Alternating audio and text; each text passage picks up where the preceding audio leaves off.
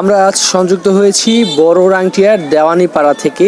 আর যেটি দেখাচ্ছি ঝিনাইগাতী উপজেলার বর্ডার এলাকায়, পাহাড়ি এলাকায়, যেটি প্রতি বছরই আমরা দেখাই যে হাতি মানুষের দ্বন্দ্ব। এই হাতি মানুষের দ্বন্দ্বের নিরসন কবে হবে এটা কিন্তু আমাদের জানা নাই।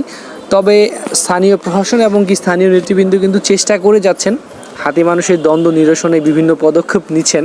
তবে এটি ঝিনাইগাতী পাহাড়ি অঞ্চলের জন্য একটি বড় রকমের কষ্টের একটা ব্যাপার। হাতি আন্তর্জাতিক সম্পদ এবং কি প্রকৃতির একটি অংশ।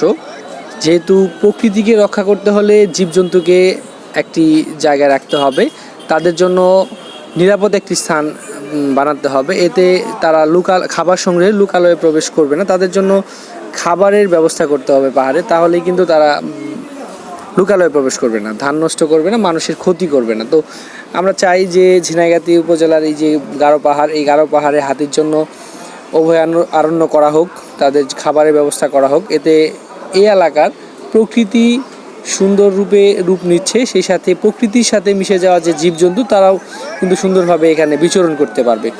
তো আমরা দাবি জানাচ্ছি প্রশাসন এবং স্থানীয় নেতৃবৃন্দ যারা আছেন, আপনারা অবশ্যই এই ব্যাপারটা দেখবেন।